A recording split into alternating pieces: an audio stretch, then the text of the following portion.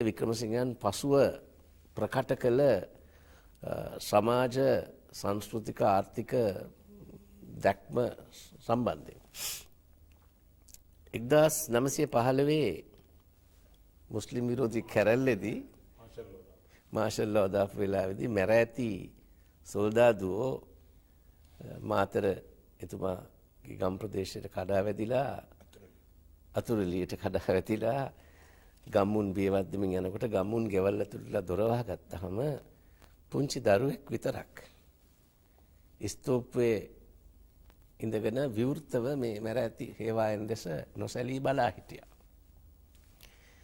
මේක මං හිතන්නේ සොල්දාදුවන්ට එච්චර ඉවසන්න පුළුවන් දෙයක් වුණේ නැහැ. මේ පොඩි කොල්ලෙක් බටු වැටෙක් මේ මිනිස්සු දුවනකොට මේ කොල්ල විතරක් බලන්නේ. එකෙක් අතේ තිබිච්ච වේවැලෙන් මේ දරුවට ගැහුවලු. ඒ ගහද්දිත් හෙල්ලෙන්නේ නැතුව නොසැලී හිටියා කියලා ඒ දරුවා තමයි සුගීස්වර වික්‍රමසිංහ. මේක ඇත්ත නැත්ත මොනවා වුණත් මෙන්න මෙතන තියෙනවා අප විසින් අර මම මුලින් කිව්ව එකට මම ඉතුරු කරන්න හදන්නේ අර අධිරාජ්‍ය විරෝධී අරගලයට මං හිතන්නේ පටන් ගන්නට ඇති එතනින්. ඔහුගේ ජීවිතේ පුරාම මම දකින්නේ අන්නේ අධිරාජ්‍යවාදී අරගලය. නමුත් දෙවනි යුගයේදී ඔහු තුලින් මතුවලා ආපු විශේෂම දේ හැටියට මම දකින්නේ අපේ රටේ වාමාංශික නායකයින් පංචමහ පුරුෂයන් හැටියට මම හඳුන්වනවා. ඒ පස් දෙනා නම් වශයෙන් සඳහන් කරන්න ඕනේ. මේ එක්කෙනෙක් තමයි එස්.ඒ. වික්‍රමසිංහ. නමුත් එස්.ඒ. වික්‍රමසිංහ තුල මේ පස්මහා පුරුෂයන් අතරින් මම සුවිශේෂ වැදගත්කමක් දකිනවා. එතුමාගේ දේශපාලන ව්‍යාපාරය පුරාම මා දුටුවා අපේ රටේ ගැමි ජනතාවගේ ජීවිතය තුලින් මතු වූ යථාර්ථය පැහැදිලිව තේරුම් අරගෙන ඒ යථාර්ථවල තුවෙන්නා වූ විෂමතාවයන් දුරු කරලීමට දරූ ඉතාමත්ම උදාර උත්සාහය. ඒක මතුවලා එන්නේ ඔහුගේ දේශපාලන ලිපි ලේඛනාදිය කියුම් කෙරුම් ගැන මම හොඳට කියවනකොට මට එකක් තේරුණා. ඔහු තරම් මේ රටේ කෘෂිකර්මය ගැන මේ රටේ ජල සම්පත් භාවිතා කිරීම තුලින් කෘෂිකර්මය නගා සිටුවීම ගැන විද්වත්ව පැහැදිලිව නිර්වුල්ව කතා කරපු තව දේශපාලඥයෙක් නැහැ. අපි හුඟක් වෙලාවට අපි බොහෝ දෙනෙක් ගැන කතා කරනවා. අරගොල්ලෝ වැව් හැදුවා, මේගොල්ලෝ වැව් ප්‍රතිසංස්කරණය කළා. නමුත් මේ සියලු දේට පිටුපසින් මේ මුළු වාපී සංස්කෘතිය, මේ කෘෂි ආර්ථිකය ගැන පැහැදිලි අවබෝධයකින් යුතුව කතා කරපු වෙනත් කෙනෙක් මේ වෙනතුරු මම දන්නේ මට නම් හම්බ වෙලා නැහැ. නිල්වලා ගඟ ගැන විතරක් නෙවෙයි, එතුමා උපන්නේ නිල්වලා ගඟ අසබඩ අතුරලියේ. නමුත් මහවැලි ගඟ ගැනත් තවත් නොයෙකුත් විදිහෙන් මේ රටේ වාරිමාර්ග පද්ධතිය දියුණු කළ යුත්තේ කෙසේද? එසේ දියුණු කිරීම තුළින් මෙහි කෘෂි ආර්ථිකය නගා සිටුවිය යුත්තේ කෙසේද? නවීකරණය කළ යුත්තේ කෙසේද කියන එක පිළිබඳ එතුමා දැරූ අදහස්, ප්‍රකාශ කළ අදහස් වලින් අපිට එක දෙයක් පැහැදිලිව පේනවා. එතුමා අර පාර සාම්ප්‍රදායික මාක්ස්වාදීන්, බටහිර සාම්ප්‍රදායික මාක්ස්වාදීන් වගේ නගරය සහ සුළු නගරයත් එහි සිටින නාගරික ජනතාවත් මුල් කරගෙන නෙමෙයි එතුමාගේ සමාජ විපර්යාසය එතුමා පැතුවේ. අපේ වගේ සාම්ප්‍රදායික කෘෂි ආර්ථිකයක් තියෙන කෘෂිකාර්මික රටක ගැමි ජනතාව බහුතරයක් ඉන්න මේ රටේ එතුමා කරපු හැම දෙයක්ම මතුවලා ආවේ අන්න ඒ ගැමි ජනතාව මුල් කරගෙනයි. ඉතින් මං හිතන්නේ මේ ගැන අපිට තවත් ඉස්සරහට කතා කරන්න පුළුවන්. මේ දේ මතුවලා යන අවස්ථාව ගැන මට කියන්න තියෙන මෙන්න මේ වැදගත්කම. මේ මම මුලින්ම එස්.ඒ. වික්‍රමසිංහයන්ගේ, සුගීස්වර වික්‍රමසිංහයන්ගේ දේශපාලන වත තුළ මම දකින සුවිශේෂතාව තමයි ඔහු මේ අපේ රටේ ගැමි ආර්ථිකයට, ගැමි සමාජයට ඔහු දැක්වූ අවධානය. ඇත්තටම දැන් තිස්ස අබේසේකර මැතිතුමාගේ කතාවෙන් අපට පැහැදිලි වෙනවා එතුමා දේශීයත්වයට අනුව කටයුතු කළ ආකාරය, කොමියුනිස්ට්වාදයේ පවා අපට ගැළපෙන ආකාරයට අනුගත කළ යුතු පිළිබඳව සිතා බලා තිබූ ආකාරය ගැන. ඉතින් ඒ වගේම අප දන්නවා දැන් මෙතන ටිකක් කතා වුණා කෘෂිකර්මය ගැන කතා කරනකොට දැන් කෘෂිකාර්මික රටක් හැටියට අපේ මේ රට දියුණු කරන්නට මේ දර්ශනය යොදාගත යුතු ආකාරය ගැන කතා කරන්නට එතුමා මහත් උත්සාහයක් ගත් බව. ඉතින් ඒ ගැන කතා කරන්නට අප යොමු වෙනවා පුස්තකල් සේවා මණ්ඩල සභාපති ඊයේ සමරසිංහ මැතිතුමාට. මොකද එතුමා ඒ කඹුරුපිටිය හා අකුරැස් ප්‍රදේශවල පාර්ලිමේන්තු මන්ත්‍රීවරයෙකු හැටියටත් කටයුතු කරලා තිබෙනවා. දොස්තර එස්.ඒ. වික්‍රමසිංහ මැතිතුමා ඒ ප්‍රදේශ ආශ්‍රිතව කළ ව්‍යාපාර ගැනත් මනා දැනුමක් ඇති පුද්ගලෙක් හැටියට අප කැමැති ඒ ඊයේ සමරසිංහ මැතිතුමා වෙත යොමු වන්නට මේ පිළිබඳව තවත් කරුණු දැනගන්නට. තිස්සා බේසේකර මැතිතුමාට ස්තුතිවන්ත වෙනවා. දොස්තර එස්.ඒ. වික්‍රමසිංහ මැතිතුමාගේ කෘෂි කාර්මික සහ ඒ ගැමි ජනතාව පිළිබඳ තිබිච්ච අවබෝධය පිළිබඳ මූලික පදනමක් දැමීම ගැන මේ සාකච්ඡාවේදී මම විශ්වාස කරනවා එතුමා කියපු ආකාරයටම දොස්තර වික්‍රමසිංහ මැතිතුමා නිල්වලාගඟ අයිනේ නිල්වලාගඟ පෙනිපෙනි එතුමාගේ මහගෙදර තිබුණේ. පුංචි කාලේ හැදුනේ වැඩුනේ එහෙ ගම් වතුර දැකලා ගම් වතුරෙන් මිනිසුන්ට වෙච්ච හානි ගැන අවබෝධ වෙලා මා විශ්වාස කරනවා දොස්තර වික්‍රමසිංහ මැතිතුමා තරුණ කාලේ සහ පසු කාලේ දේශපාලනයේ දැක්කපු විප්ලවීය බව නිසාම තරුණ කාලේ එතුමා පියාගෙන් අනුමැතියක් ඇතත් නැතත් ගම් වතුරෙත් යන්නට ඇතේ කියලා මිනිසුන්ගේ දුක දකින්න සහ පිහිට වෙන්න. ඒ නිසා වෙන්නට ඕනේ එතුමා ඉගෙනගත්ත දෙයින් සහ දැකලා සංචාරය කරලා කියවලා අවබෝධ කරගත්ත දෙයින් තමයි මා විශ්වාස කරන්නේ මේ පිළිබඳ අවබෝධයක් ආවේ. එතුමා අපි කවුරුත් දන්න ආකාරයට කෘෂිකර්මය සහ පිළිබඳව සහ රටේ ආර්ථිකය පිළිබඳ පර්යේෂණාත්මක ග්‍රන්ථයක් හැටියට ඉදිරිමඟ ඉදිරිපත් කළා. ඉදිරිමගෙන් කර්මාන්ත ගැන, කෘෂිකර්මය ගැන, ඒ වගේම අපේ රටට වෙන්න තියෙන හානිය ගැන පැහැදිලි කාරණා ඉදිරිපත් කරලා තියෙනවා. එතුමා කෘෂිකර්මය පිළිබඳ කතා කරනකොට කෘෂිකර්මයට සම්බන්ධ සියලු දේ ගැන කල්පනා කරලා තමයි ලියලා තියෙන්නේ කියලා තියෙන්නේ. කෘෂිකර්මයේදී එතුමා ජලය, පරිසරය, හෝදපාලුව සහ ගෘහ ආර්ථිකය, ගැමි ආර්ථිකය ගැන ලියපු තැන්වල ලියලා තියෙනවා, කතා කරලා තියෙනවා. ඒ නිසා මා විශ්වාස කරනවා එතුමා තරම් අපේ රටේ කෘෂිකර්මය ගැන වමේ ව්‍යාපාරේ හෝ වෙනත් දේශපාලන පක්ෂයක කියවපු කෙනෙක්, දැනුමක් තිබුණු කෙනෙක් හිටියේ නැහැ කියලා. මා විශ්වාස කරනවා එතුමාට ඒ කියවීම තුලින් යම් ආදර්ශයක් ලැබෙන්න ඇතේ කියලා. මම දකිනවා එතුමා අපේ රටේ තිබිච්ච පැරණි වාරිමාර්ග ක්‍රම පිළිබඳ දැකලත් කියවලත් අවබෝධයක් තිබුණයි කියලා. මම මේ අවස්ථාවේ මෙතෙන්ට ගැළපෙයි කියලා හිතෙනවා Ancient Irrigation Works in Ceylon කියලා R.L. Brohier කියන තැනත්තා ලියපු පොතක 1933 කෑල්ලක්. එතුමා ගැන සඳහන් නොකරත් එහි සඳහන් වෙනවා පටන් ගැනීමේ කොටසක මේක සඳහන් වෙනවා අපේ රටේ වියලි සහ නිසරු ප්‍රදේශ සාරවත් කරන්න අපේ රටේ තිබිච්ච වාරිමාර්ග ක්‍රම හොඳටම උපකාරී වුණයි. එහෙම උපකාරී වෙලා එහෙම කරපු කාලේ ඔහු සඳහන් කරනවා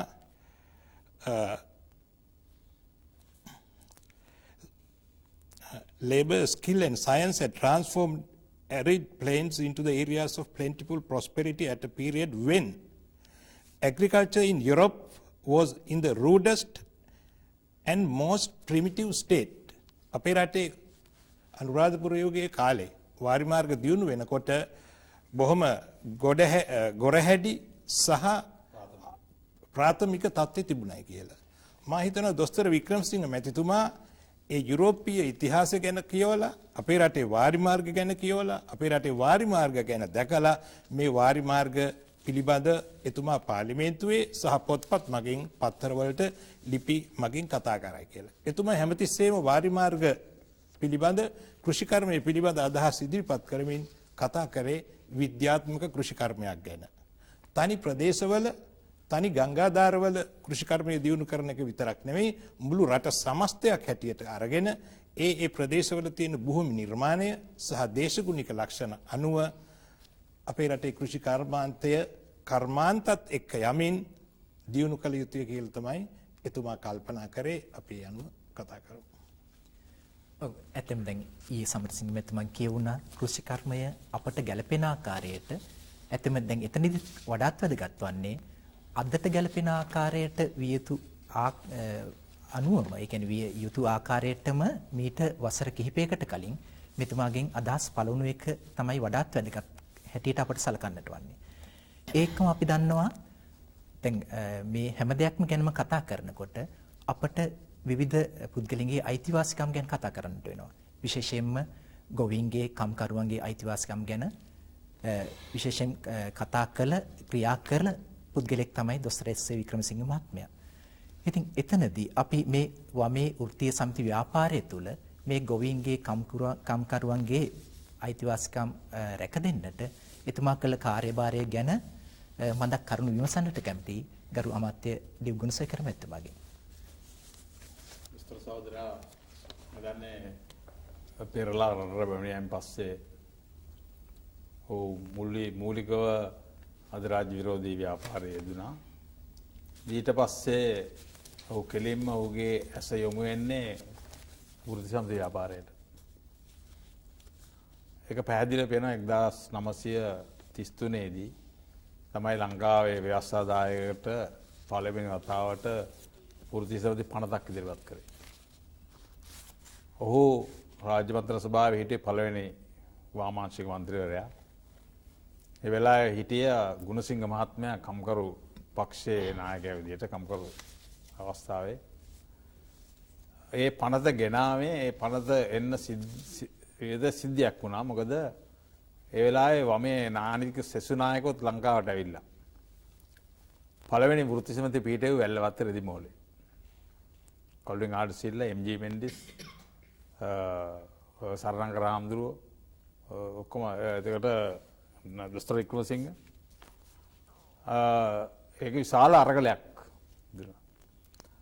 ඊට පස්සේ අරගලයත් එක තමයි හාම්පුතුන් ඊළඟට ආණ්ඩුවට බලපං කරන්න පටන් ගත්තා. මොකද ඒ දවස්වල වැඩ වර්ජනයක් අරගලයක් වැඩ කවුරුහක සංවිධානය කරලා ඉබේම මතුවෙන වකවානුවක් තමයි අවස්ථාවේදී වෙන අරගල. ඔය පීඩනයට පත් වෙච්ච කොටස් ඊළඟට විසඳුමක් හොයාගෙන ගිහින් කවුරු හරි අල්ලගෙන නායකත්වයක් කියලා ඉබේම මතුවෙනවා. ඒ අවශ්‍යතාවය ඒ විශේෂමූල අවශ්‍යතාවයම තමයි පස්සේ එන්නේ වෘත්ති සමිති ගොඩනැගීමේ අවශ්‍යතාවයෙන් පැනනගින්නේ. සංවිධානය එන්න ඕනේ කියලා. දැන් එතෙන්දී ඔවුන් බ්‍රිතාන්‍ය ආණ්ඩුව දැනගත්ත මේ ඒ වස්තේ වකවානුවක් තියෙනවා 1926 එංගලන්තයේ ඇතුළු ඉතිහාසයේ තියෙන විශාලතම පළවෙනි වැඩවර්ජනය තමයි 1926 වැඩවර්ජනය බ්‍රිතාන්‍යයේ. එසකොට දොස්තර සහෝදරයා ඉගෙන ගන්න කාලේ. ඔහු ආපහු හැරිලා 28. ඒ මහා වැඩවර්ජන ඔහු දැක්කා. මම හිතන්නේ ඒකෙන් ඒ අවස්ථාව වෙනකොට එංගලන්තයේ හිටපු විශේෂ කම්කරු පක්ෂයේ සම්බන්ධ අය කොමියුනිස්ට් පක්ෂ සම්බන්ධ අයත් එක්ක කිටි සමීප සම්බන්ධකම් තිබුණා. වෘත්ති සමිති ව්‍යාපාරයේ ඔවුන් දෙදී හිටියා ඉන්දියානු නායකයොත් එක්ක. ඉතින් මේ පෙරලා පැමිණියන් පස්සේ ඔහුගේ ඇස ප්‍රථම යමුණ දෙවනි මම හිතන්නේ අධිරාජ්‍ය විරෝධී ව්‍යාපාරය සූරිමල් ව්‍යාපාරය වර හැරුණම කම්කරු පන්තිය එදා තිබුණ කම්කරු පන්තියේ තත්ත්වය තිබුණ දවසකට මම දන්නවා ඒක අපේ පොන්සිනහාමි කියලා දෙනවා ළමයි 8 දෙනෙක් හිටියා. මට මුළු දවසම පැය 12ක් 18ක් විතර වැඩ කරලා රුපියලක් හම්බ වෙනවා. ඒ රුපියලෙන් තමයි ළමයි 8 දෙනාම හදන්න ඕන කියලා.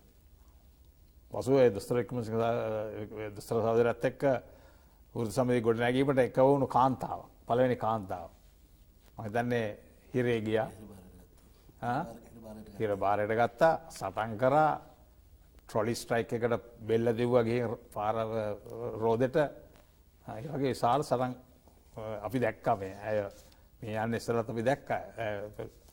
අය මම හිතන්නේ දොස්තර සහෝදරයත් එක්ක සමීප විශේෂයෙන්ම දොස්තර සහෝදරය ආවට පස්සේ හමුව මේ ඔහුගේ සගය 3 දෙනෙක් ඉන්නවා. දේශපාලන ව්‍යාපාරේ පළවෙනි සගය. අනිකුත් වමේ නායකයෝ පෙරලා පැමිණෙන ඉස්සර වෙලා. එංගලන්තයේදී ආපහු පෙරලා පැමිණෙනකොට තමයි සරණංකර හාමුදුරුවෝ හම්බෙන්නේ සාන්තිනිකේතන. මොකද රවීන්ද්‍රනාත් tagore දොස්තර සහෝදරයාගේ සමීප මිත්‍රයෙක්. ඔහු ඇවිල්ලා දොස්තර සහෝදරයා ගෙදර තමයි මේ කොළඹ ඇවිල්ලා නැතර ඉඳලා වදිනවා. සති ගානක්. ඒකට සාන්තිනිකේතන අපේ සරණංකර හාමුදුරුවෝ ඉගෙන ගන්න කාලේ. ඒකන්ද පළවෙනි සගයා වුණා සරණංකර හාමුදුරුවෝ. ඒ නිසා තමයි සරණංකර හාමුදුරුවෝ තමයි දොස්තර සහෝදරයා ආරම්භ කරපු පොදු සමිති ව්‍යාපාරයේ පළවෙනි මූලාසනය ගත්තේ සභාපති පළවෙනි සම්මේලනය ගොඩනගන්න. සම්පජ්ඤ විදියේ. ඊළඟට ඔහු ඇවිල්ලා ඔහුගේ දෙවනි වශයෙන් හම්බ වුණ එක්කන තමයි එම්.ජී. මෙන්ඩිස්. ඔහු ගුණසිංහ මහත්මයාගේ සම්කෘමන්ති ව්‍යාපාරයේ ඉඳලා ගුණසිංහ මහත්මයා 1924 ලේබර් පක්ෂ බලයට එනවා. පළවෙනි වතාවට එංගලන්තේ. ඊළඟට ඒ සම්බන්ධකම තියෙනකොට දැන් රාජ්‍ය බලය ලැබෙනකොට ඔහු තමන්ගේ සටන්කාමීත්වයෙන් ඉවත් වෙලා අධිරාජ්‍යවාදීන්ගේ පැත්තට හැරෙනකොට එතන හිස්තැනක් ඇති වෙනකොට ඔහුගෙන් එම්.ජී. මෙන්ඩිස් ඉවත් වෙලා එනකොට දොස්තර සහෝදරයා හමු වෙනවා. ඊට ඉස්සරලත් මම හිතන්නේ මහින්ද විද්‍යාලයේ ඉගෙනගත්තු කාලේ යම් දැන හඳුනගමක් තිබුණා. තුන්වෙනි එක්කෙනා තමයි ඩී.එම්. රාජපක්ෂ. ඒ කියන්නේ දැන් ජෝර්ජ් රාජපක්ෂ නැත්නම් ලක්ෂ්මන් රාජපක්ෂ මහතා නැත්නම් අපේ මහින්ද ජනාධිපතිතුමාගේ ලොකු තාත්තස්. මේ තුන්දෙනා පළවෙනි සගයේ තුන්දෙනා. ඉතින් වෘත්ති සමිති ව්‍යාපාරය අර මම කියාගෙන ආවේ මේ වෘත්ති සමිති ගැටුමක් ඇති වෙනකොට පොලිසිය පාවිච්චි කරනවා, හාමුදුරුවෝ පාවිච්චි කරනවා. ඒක නිසා ලොකු ප්‍රශ්නයක්. දැන් මෙය නීති මර්ධනය කිරීමේ වුණාවෙන් පනතක් ගෙනාවා 33 අධිරාජ්‍යවාදී යටතේ. ඒකට විරුද්ධව ගුණසිංහ මහත්මයායි ඔහු දෙන්න එක්කවල තමයි මේ දෙන්න විතරයි හිටියේ විරුද්ධව කතා කරන්නේ. ඉතින් කතා කරලා හරියන්නේ නැහැ. ඒක සම්මත වුණා. පසු කාලේ මම හිතන්නේ ඒක හොස්සේ කරන්න පුළුවන් වුණේ උගාක් පසු කාලේ ඒක අපි 56 පස්සේ තමයි සමහර නීති වෙනස් කරන්න ඉඩ ලැබුණේ. නමුත් ඔහු ඒ හඬක් මම හිතන්නේ කම්කරු පන්තියේ හඬ කම්කරුවන් විතරනේ ගොවීන්ගේ කම්කරුවන්ගේ හඬ ව්‍යවස්ථාදායකයේ ඉස්ලාම හඬ නගෝ පුද්ගලයා වශයෙන් කියන්න පුළුවන් මොකද 31 රාජ්‍ය මන්ත්‍රණ සභාවේ. දැන් ඊට පස්සේ ඔහු වෙනවා 45 වෙනකොට තමන් ගොඩනගන වෘත්ති සමිති සම්මේලනය ලෝක වෘත්ති සමිති සම්මේලනයට බද්ධ කරනවා. ඔහු යනවා පැරිස් නුවර තියෙනවා ලෝක දෙවෙනි ලෝක යුද්ධ ඉවරන ගාම ලෝක වෘත්ති සමිති සම්මේලනයේ ආරම්භක සැරසිය. ඒකට ඇවිල්ලා ඒකෙදී තෝරා ගන්නවා ඔහු ප්‍රධාන මණ්ඩලයට. ලෝකයේ ඉන්න වෘත්ති සමිති නායකයොත් එක්ක මොකද විශේෂයෙන්ම ඔහු සම්බන්ධකම් තිබුණා ඉන්දියානු නායකයොත් එක්ක ඒ වගේම බ්‍රිතාන්‍ය නායකයොත් එක්ක ඒ නිසා ඒ සමීප සම්බන්ධකම නිසාම ඔහු මම හිතන්නේ ලංකාව වගේ පුංචි රටකින් කම්කරු පන්තිය තාම වර්ධනය වෙමින් පවතින රටක ධනවාදයේ තරම් ඒක වර්ධනය නොවෙච්ච රටක මම හිතන්නේ වෘත්ති සමිති නායකයෙක් ලෝක වෘත්ති සමිති සම්මේලනයේ මහා මණ්ඩලයට තෝරගත්ත එක එදා ඒක ලොකු දෙයක්. දැන් එහෙම තමයි ඔහු වෘත්ති සමිති ව්‍යාපාරයට සම්බන්ධ වෙන්නේ.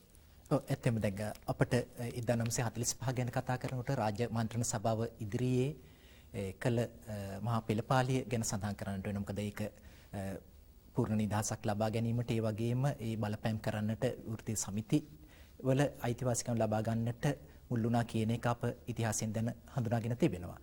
ඒ එක්කම අප දන්නවා දැන් ආගම ගැන කතා කරනකොට මේ එස්.ඒ. වික්‍රමසිංහ මැතිතුමා ආගමික හැදියාවක් ඇතිව හැදුණු වැඩුණු කෙනෙක්. නිතරම පන්සල ආශ්‍රිතව ගරු ස්වාමීන් වහන්සේලාගේ ගුරුහරුකම් ඇතුව හැදුණු වැඩුණු කෙනෙක්.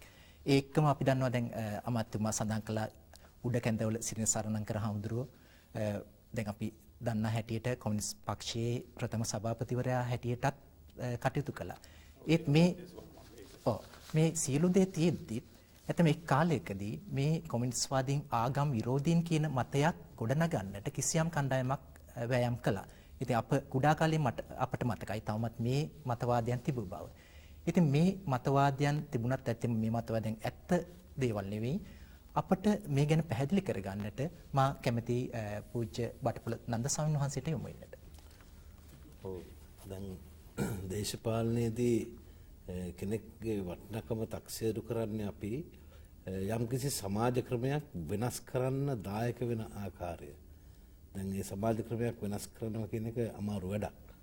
ඒකට යම්කිසි දායකත්වයක් සපයලා අලුත් සමාජ ක්‍රමයක් ගැන හිතන්න පුළුවන් වෙන්නේ සුවිශේෂ නායකයින්ට. ඒ හැමෝටම එහෙම කරන්න බෑ. මොකද හොදනා තියෙන ක්‍රමය එහෙම පවත්වාගෙන යන්නේ.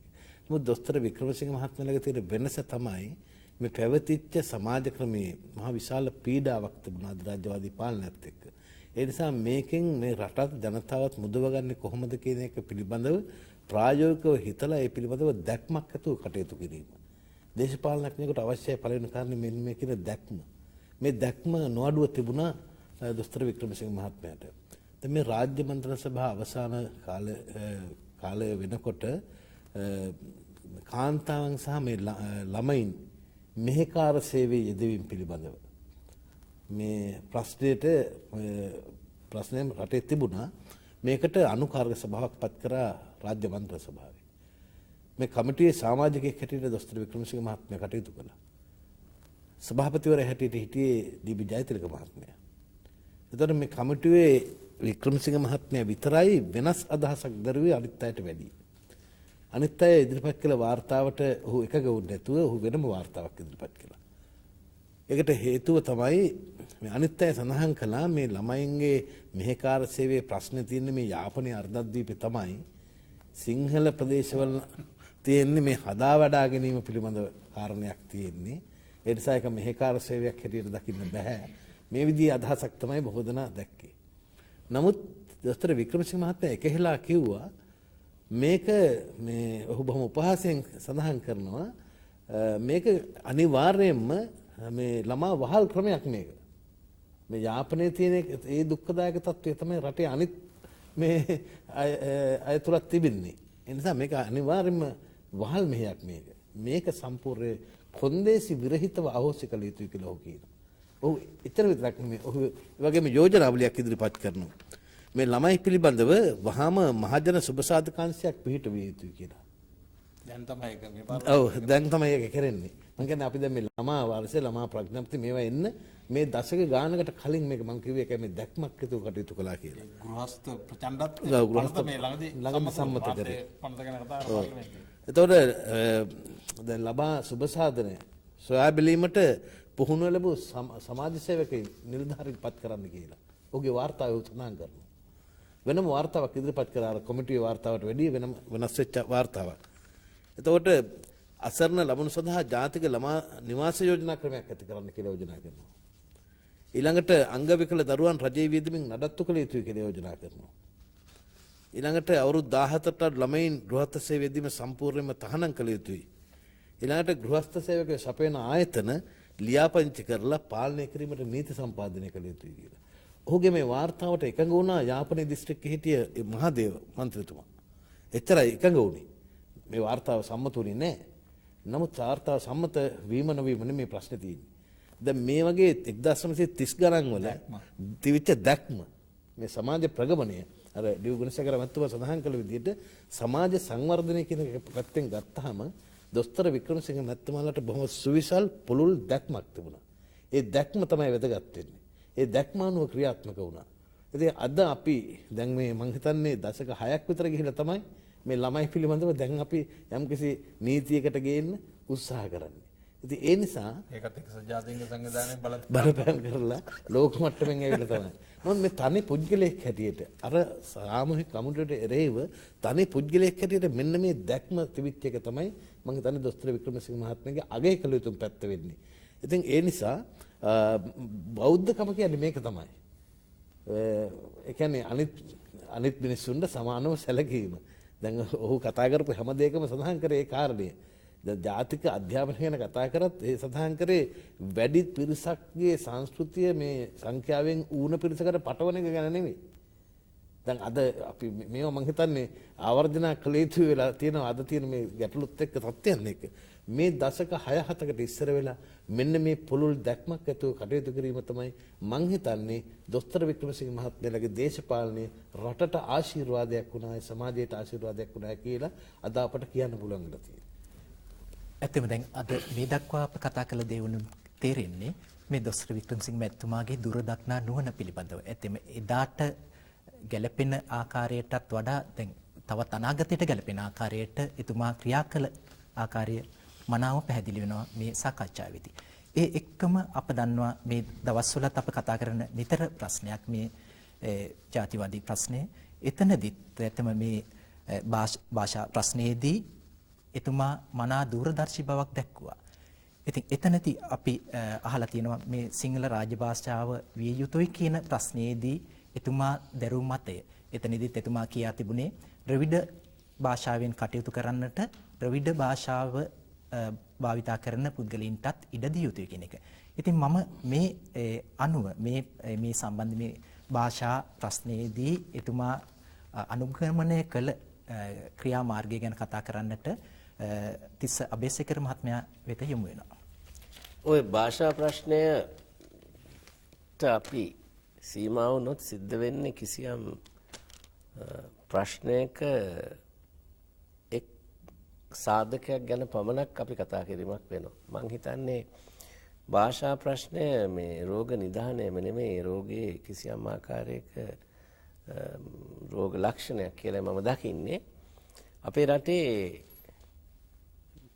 ජාතික ආර්ථිකය වර්ධනය වෙච්ච ආකාරයෙන් කිසියම් විෂමතාවක් නැති වෙන්න පටන් ගත්තා. දැන් මම හදාarලා තියෙන ආකාරයට අපේ රටේ ආර්ථිකය බ්‍රිතාන්‍ය අධිරාජ්‍යවාදීන්ගෙන් පස්සේ වාණිජමය පැත්තට හැරෙනකොට විශේෂයෙන්ම වතු ආර්ථිකය මතුවලා එනකොට ওই වතු ආර්ථිකයෙන් සම්පූර්ණයෙන්ම බැහැර වෙලා හිටියේ උතුරු නැගෙනහිර ජනතාව.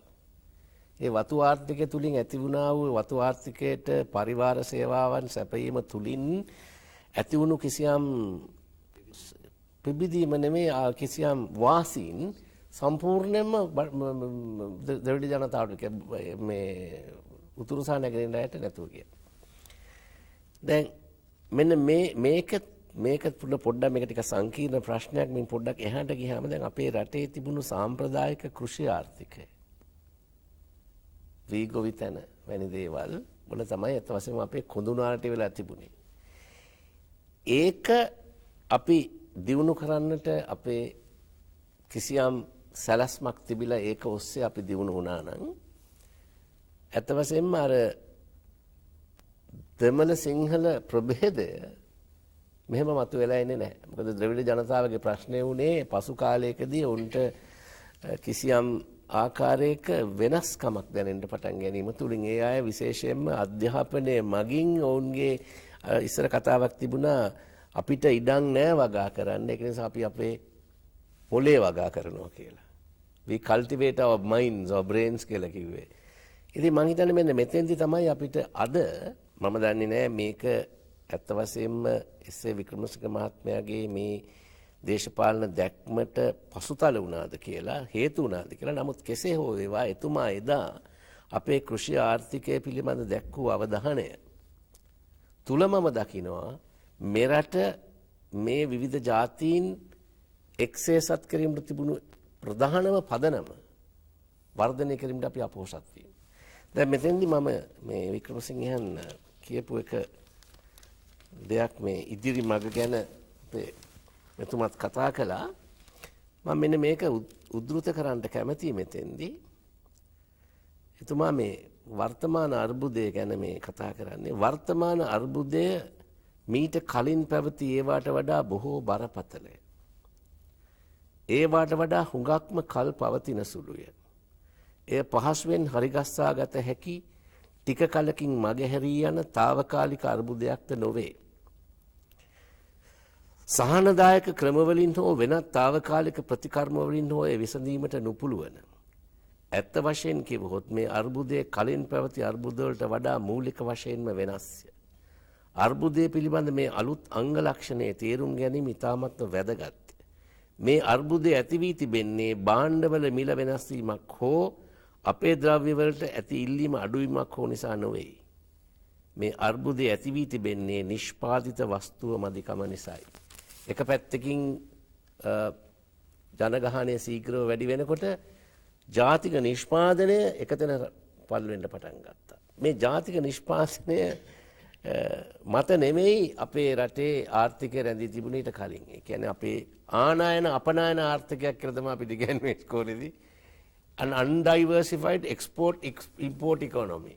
විවිධාංකරණය නොකරන ලද ආනයන අපනයන ආර්ථිකයක්. මේකෙන් මිදලා අපි ස්වාධීන වෙන්න නම් අපේ කෘෂි ආර්ථිකය ස්වාධීනව දියුණු කළ යුතුයි. ඒක තුලින් තමයි අපේ ජාතික ධනය අපේ ජාතික වස්තුව මෙයා කරන්න පුළුවන්. මෙතෙන්දී වික්‍රමසිංහයන්ගේ මේ චින්තනයේ තියෙන විශේෂ වැදගත්කමක් මම දකිනවා. ඒක මම හිතන්නේ මේ අවස්ථාවේදී මම මතක් කළා මම නවතිනවා. මේ ගම ගැන අපි සින්දු කිව්වනේ. අපි තාමත් සින්දු කියනවා. ගමේ තියෙන සුන්දරත්වය, ගමේ තියෙන හොඳකම, ගමේ හැම දෙයක්ම හොඳයි. ඒ වගේම අපි සියලු දෙනාම එක්තරා කාලයකදී කිසියම් ආකාරයට ආපහු හැරිලා බලන්න පටන් ගත්ත ගම දිහා. කිසියම් භාවතිශය මට්ටමකින්.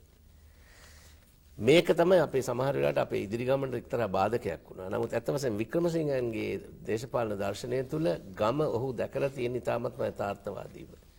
අර මාක්ස්වාදී විතරක් නෙමෙයි මමත් විශ්වාස කරන දෙයක් අපේ සංස්කෘතිය දියුණු වෙන්න අපේ ආර්ථිකය දියුණු වෙලා තියෙන්න ඕනේ. දැන් ගැමී ආර්ථිකය දියුණු වීම තුලින් තමයි ඒක සිද්ධ වෙන්නේ. ඒක කළා නම් මං හිතන්නේ වික්‍රමසිංහයන් තුළ තිබුණ ඉතාමත් පැහැදිලි දර්ශනයක් ඒ ගැන.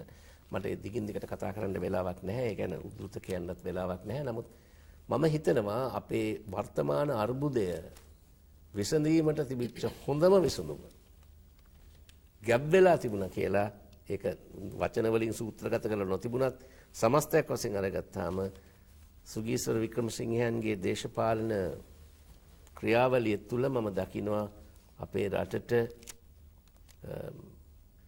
ඉතාමත්ම උචිත වූ දේශපාලන ආර්ථික රටාවක්. ඇතැම් දැන් අපට ලද පූර්ණ නිදහස ගැන කතා කරනකොටත් වික්‍රමසිංහ මැතිතුමාගේ කාර්යභාරය ඉතා ඉහළයි. ඉතින් අවසානයේ මේ කාල වේලාව ඉක්ම යන්නට පෙර අප කිසියම් සඳහනක් එකතු කරගන්නට කැමතියි. ඊයේ සමරසිංහ මැතිතුමාගෙන් ලංකාවට පූර්ණ නිදහස ලබා ගැනීම පිළිබඳව එතුමා දැරූ මතය පිළිබඳව කිසියම් සඳහනක් කරන්නට. දොස්තර වික්‍රමසිංහ මැතිතුමා මීට කලින් කතා කළොත් අපේ ලියුගුණසේකර මැතිතුමත් ප්‍රකාශ කරා ලංකාවේ 1930 ගණන් වල ඉඳලා පූර්ණ නිදහස වෙනුවෙන් කතා කර සටන් කර කරුණු ඉදිරිපත් කර දේශපාලන නායකයා දොස්තර එස්.ඒ. වික්‍රමසිංහ මැතිතුමා කියලා.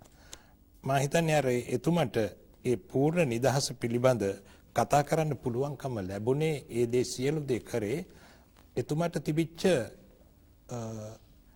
රටේ මිනිස්සුන්ගේ අදහස් එතුමට තේරුම් අරගෙන තිබීමත් එතුමා තුළ ඒවා කාවැදී තිබීමත් කියලා මා විශ්වාස කරනවා.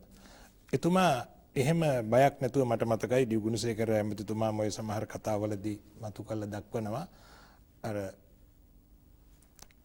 එංගලන්තයේ ජෝර්ජ් රජුරුවන්ගේ උපන්දින සුබ පැතින්න කතා කරාම ඒකට විරුද්ධව රාජ්‍ය මන්ත්‍රණ සභාවේ විරුද්ධව කතා කරන්න පෙනී ඉන්න හිටි එකම මන්ත්‍රීවරයා හැටියට හිටියේ දොස්තර වික්‍රමසිංහ මැතිතුමා විතරක් නෙවෙයි. එතුමාගේ ඒ උපන්දිනය වෙනුවෙන් තිබිච්ච භෝජන සංග්‍රහයට ආරාධනා ලැබුවම මම හිතන්නේ යුරෝපීය ඇඳුම් ඇඳගෙන එන අය අතර එතුමා මට මතක ආකාරයට ජාතික ඇඳුම ඇඳගෙන ඇවිල්ලා ඒකට සහභාගී වෙන්න ගියේ නැතේ කියන එක තමයි මම ගියා ජාතික ඇඳුම ඇඳගෙන. ජාතික ඇඳුම තමයි බණ්ඩාරනායක මහත්තයට දුරකථනයෙන් කතා කරලා ඇහුවා කොහොමද යන්නේ කියලා. කිව්වා මම යන්නේ මේකද ගන්න එන්න එපා කිව්වොත් මොකද කාඩ් එකේ තිබුණ ඇඳගෙන හැටි. টপ පැට් අරම ඔක්කොම සපත්තු දානේ ඔක්කොම කාඩ් එකේ තිබුණා. ඉතින් ඒකද බණ්ඩාරනායක ගෑවයන් ඇහුවා කොහොමද යන්නේ? ඒක මම යනවා එන්න එපා කිව්වොත් මම බහැලා එනවා කියලා. ඉතින් කිව්වා එහෙනම් අමාත් වෙන්න. ඉතින් ඒ දෙන්න ගියා. ඒ දෙන්න තමයි රජගෙදරට ජාතක ඇඳේ පළවෙනි දෙන්න ප්‍රථම දෙන්න. ඒ කාලේ අධිරාජ්‍යයේ තිබිච්ච ස්වරූපය 30 ගණන්. ඒ ස්වරූපය අනුව එහෙම ඇඳගෙන යන්න තරම් නිර්භීතකමක් එහෙම ඇඳගෙන යන්න තරම් උවමනාවක් කියනකොට පූර්ණ නිදහස කොච්චර එතුමාගේ සිත් තුළ එතුමාගේ ක්‍රියාකලාපය තුළ තිබුණාද කියලා අපිට අවබෝධ කරගන්න පුළුවන්. ඒ වගේම එතුමා හිරේ ගිය කතාව මම හිතන්නේ හිර දඬුවම් විඳින්න සිද්ධ වුණෙත් පතකට ලියපු ලිපියක් ජනශක්ති පත්තරයට ලියපු ලිපියක් ඒත් පූර්ණ නිදහස අරබයා ලියපු ලිපියක්. ඒ නිසා මුල ඉඳලා අවසාන වෙනකන් එතුමා පූර්ණ නිදහස වෙනුවෙන් සටන් කරා වගේම මිනිස්සුන්ගේ තේ තියෙන ආණ්ඩු තුල මම දකිනවා මිනිසුන්ගේ නිදහස ලබා දෙන්න ආර්ථික නිදහස, සමාජීය නිදහස, ආගමික නිදහස, ඒ සියලු නිදහස ලබා දෙන්න සටන් කර නායකයෙක් කියලා. නිදහස් ලංකාවේ ප්‍රජායතීන් අහිමුණු පළවෙනි පුද්ගලයා. මට පොඩ්ඩක් මෙතෙන්දි වචනයක් කියන්න මේ අර දිවුගුණසේකර සහෝදරයා කිව්වා අර ජාතික ඇඳුම ඇඳගෙන යන්නේ සිද්ධිය. මේකෙදි මට අපිට මෙතන සාකච්ඡාවට වාජනීය යුතුව තිබුණු එක කරුණක් මට අමතක මම හිතන්නේ මම මතක් කර දෙන්න කැමතියි. මෙතන මම දකිනවා අර ඉන්දියානු විමුක්ති නායකයින්ගේ ආభాෂය සෑහෙන්න. මෙන්න මේ දෙක අතර ඊටමත් ඇත්ත වශයෙන්ම මේ ඉන්දියානු විමුක්ති අරගලයෙන් අපේ වාමාංශික ව්‍යාපාරයේ ඊටමත් විශාල අනුප්‍රාණයක් ලැබුවා. මේ ඇත්ත වශයෙන්ම දුස්තර සහෝදරයා මට කිව් හන්ද මම ඒ හරියට ඒකත් විතරක් නෙවෙයි මම හිතන්නේ එතුමාගේ දේශපාලන චර්යාව දිහා බලනකොට මට බොහොම පැහැදිලිව පේනවා දැන් එතුමා ගැන කල්පනා කරන හැම වෙලාවෙම මට මතක් වෙන්නේ ජෝති බාසු වැනි වාමාංශික ඉන්දියානු වාමාංශික නායකයෙක්. එතුමා බටහිර අධ්‍යාපනය කොච්චර ලැබුවත් වතින් සිරිතින් එහෙම් පිටින්ම මේ වංග ජාතිකයෙක් හැටියට තමයි අදත් ඉන්නේ ඉන්දියාවේ කමියුනිස්ට් පක්ෂයේ නායකත්වයේ දරන්නේ. ඉතින් මං හිතන්නේ මෙන්න මේ සුසංයෝගය නෙහෙරුලා, ගාන්ධිලා, ජෝතිබාසුලා, සර්දාර් වල්ලභායි පටේල් එවැනි සියලුම නායකයින් අරගත්තාම අපිට පේනවා ජින්න හැර ජින්නගේ තමයි තිබුණේ අර බටහිර ආටෝපය. නමුත් ඒ අර අනිත් සියලු දෙනාගේම තිබුණු මෙන්න මේ දේශීය කියන වචනේ කියන්න මම අකමැතියි. මොකද ඒකට දැන් බොහොම බාල අරුතක් ආරුඩ වෙලා තියෙනවා. පටු අර්ථයක්. නමුත් කෙසේ හෝ අපේ ජනතාවගේ කෙනෙක් හැටියට ජනතාව සමග සමීප වීමක් අර බටහිරින් අපි ඉගෙන ගත්තා වූ අර භෞතිකවාදී දේශපාලන දහම කිසියම් ආකාරයකට වෙනත් අපේ රටට හුරු අපිට ආගන්තුක නොවන්නා වූ ස්වරූපයකින් මතුවී ආපු අපූර්වම අවස්ථාවක් හැටියට තමයි මම වික්‍රමසිංහයන්ගේ වත දකින්නේ. මම හිතන්නේ අර කෘෂිකර්ම ගැන සඳහන් කරනකොට අපේ පළාතේ සිද්ධ වෙච්ච දෙයක් ගැන සඳහන් කරන එක අවශ්‍ය වෙනවා. ඒ කාලේ තිබුණා ඉඩම් හිමියන්ට පස්වැන්නෙන් වැඩි කොටසක් දෙනව අතරෙම 10න් පංගුව කියලා එකක්. 10න් පංගුව කියන්නේ ඉඩම් හිමියට අමතරව අඳගොවිය විසින් දෙන කොටසක්. 1940 ගණන් වල එතුමා දොස්තර වික්‍රමසිංහ මැතිතුමා ඒ 10න් පංගුවට විරුද්ධව ගොවියත් එක්ක කුඹුරු වලට බැහැලා සටන් කරපු එක මට මතකයි. මා පුංචි අවදියේ එක ගමක් උනැල්ල ගමේ වික්ටර් මුදලාලි කියලා කෙනෙක් හිටියා. මූණට කුඹුරට බස්සවලා කුඹුර වපුරලා මේක දෙන්නේ නැහැ කියලා. ඒ වගේම අපේ ගමේ නාරන්දිනිය ගමේ මාටින් අබේවර්ධන කියලා එතුමත් එක්ක දේශපාලන කටයුතු කරපු පුද්ගලයා ඒ නායකත්වයේ දීලා එතුමත් එතෙන්ට සහභාගී වෙලා කිසි දෙයකට බය වෙන්න එපා, පොලිසිය යන්නේ නැහැ, හිරගෙයි යන්නේ නැහැ, මම බලා ගන්නවා කියලා ඒ වගේ ගණනාවක් හැම සටන් කරපුවා තිබුණා පුංචි මිනිස්සු වෙනුවෙන්. ඒක උදාහරණ දෙකක් පමණයි මම කියුවා. ඒ වගේම මම සඳහන් කරන්න ඕන කෘෂිකර්ම විතරක් නෙවෙයි කර්මාන්ත පිළිබඳ. අපේ ඇමතිතුමාගේ ගම් කිට්ටුව හම්බන්තොට ලුණු ලේවාය තිස්ස වීරසිංහම් කියන පුද්ගලයා සෝල්ට් කමිෂනර් ඒ කාලේ ස්වාභාවික ලේවාය වෙනස් කළා ඈතට අරන් යනකොට පාර්ලිමේන්තුවේ යෝජනාවක් විශේෂ යෝජනාවක් ගෙනල්ලා තිස්ස වීරසිංහ කියන පුද්ගලයාගේ වැරදි වැඩේ හොරකම් කිරීම පිළිබඳ ඒ ගෙනල්ලා ඒක සම්මත කෙරෙව්වා 50 ගණන් වල. ඒ වගේ රාශියක් තිබුණා. ඇත්තම දැන් අද අප කතා කළේ මේ දොස්තර එස්.ඒ. වික්‍රමසිංහ මැතිතුමාගේ කාර්යභාරය මේ වගේ අවංක පරිත්‍යාගශීලී ඒ වගේම එඩිතර පුද්ගලයෙකුගේ භූමිකාව පිළිබඳව. ඇත්තම මේ පිළිබඳව කතා කරන්නට අපට මේ පැයක පමණ කාලයක් ප්‍රමාණවත් නැති බව ඔබටත් වැටහෙන්නේ නැති. තව බොහෝ දේ අපට කතා කරන්න තියෙනවා. ඉතින් කෙසේ හෝ මේ මතකය අලුත් කරවන්නට අලුත් පරම්පරාවට ඇතැම් පසුගිය දශක 3ක පමණ කාලයේ පරම්පරාවට නැවත මතක් කර දෙන්නට ඉතාමත් වැදගත් චරිතයක් තමයි අද මේ අපි සාකච්ඡාවට භාජනය කළේ. ඉතින් මෙතනදී අපි බොහොම ස්තුතිවන්ත වෙනවා අප වෙත ටීවී ලංකා නාලිකාවේ ආරාධනය මත පැමිණි විද්වත් මඬුල්ලට මේ සම්බන්ධ සාකච්ඡාවට සාර්ථකව සහභාගී වීම ගැන. ඒකම අපි කෘතවේදීව සිහිපත් කරනවා මේ වික්‍රමසිංහ මැතිතුමා වගේම ඒ වගේම මේ වික්‍රමසිංහ මැතිතුමාගේ කාර්යභාරය ගැන කතා කරන්නට මේ ටීවී ලංකා නාලිකාවේ අවකාශය ලබා දීම ගැන. මොකද මේ කාලේ මෙමුදු කාලයක් මෙමුදු චරිතයක් පිළිබඳ කතා කරන්නට අපට නිදහසේ කතා කරන්නට ඉඩ ලබා දීම මහඟු පුණ්‍ය කර්මයක් වනවට නොඅනුමානයි. ඉතින් අප අදට සමුගන්නවා මේ චරිතය පිළිබඳ මේ ශ්‍රේෂ්ඨ චරිත පිළිබඳව කතා කිරීම පිළිබඳව ඔබ සැමට ආයුබෝවන්.